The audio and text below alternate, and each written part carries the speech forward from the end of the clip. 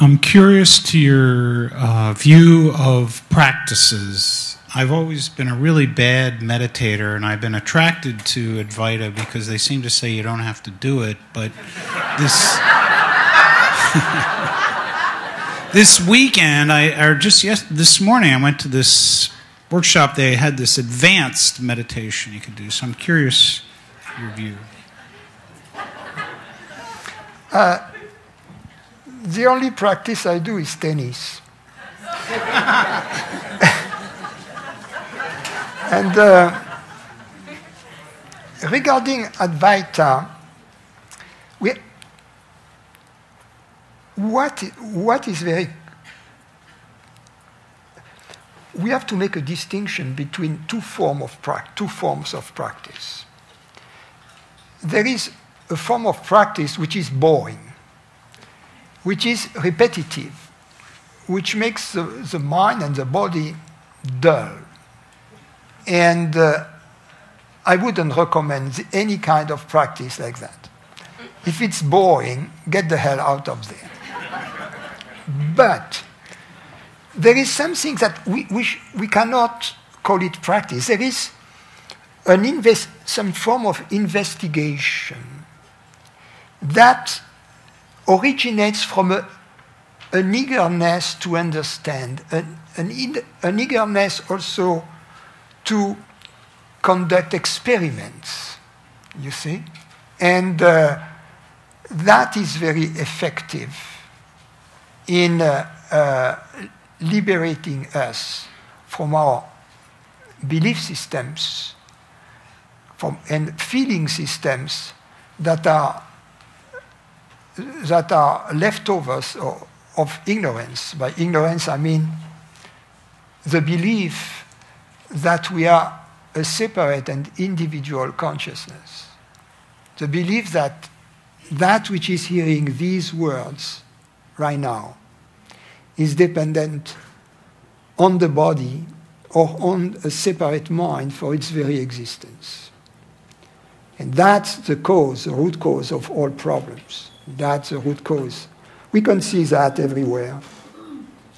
These big egos, these big... So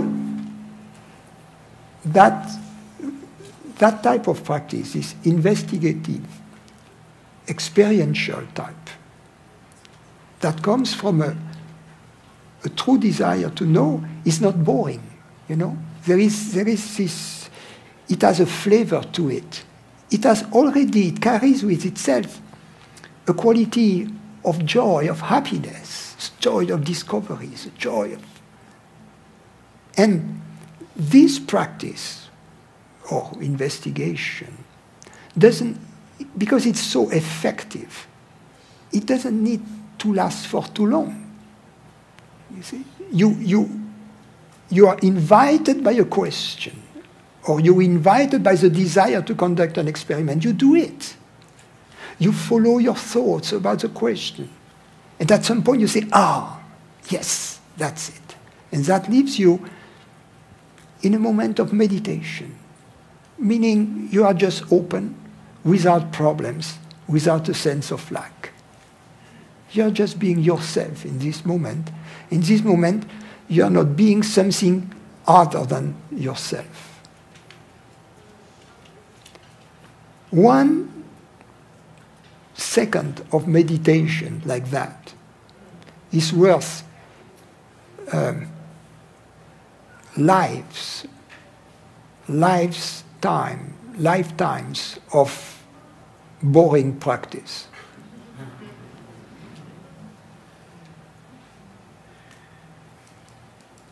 And if it gets boring, at every moment, my advice would be recognize the true desire of your heart. What is it that you truly want to do? You know? And just follow your heart's desire from moment to moment. Allow for your heart's desire to change. You know, your heart is a woman. So you have to allow for your heart's desire to change. You have to go with it. You see? And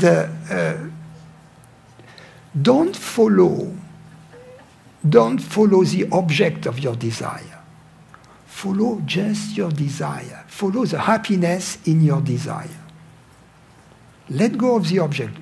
Be not attached to the objects. Follow the happiness from moment to moment. That's why, if it gets boring, you are off-roading, you see. You are no longer on the path. Because the path it's about happiness. Some people will tell you it's about something else. But the mission of life is happiness. It is that which all beings seek without one single exception. Even those who say, no, I am seeking something else. I am seeking to save the world. I am seeking to feed the poor, etc. In fact, they are seeking their happiness through that. And it's very respectable. You see what I mean? But at least we should recognize that the only motive to our actions is in fact a constant seeking of happiness. And seeking happiness, it's seeking peace, in fact, the ending of this sense of lack, which is in most of us. This sense of lack, this sense of separation. And there is not going to be any end to this seeking unless we found the seeker, so that which is seeking finds itself, and this discovery is happiness.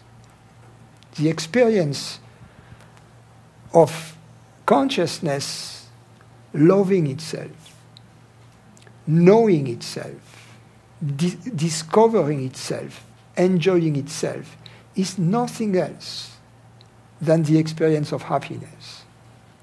And we all have had some inkling, some fleeting moments of happiness. So we know happiness exists.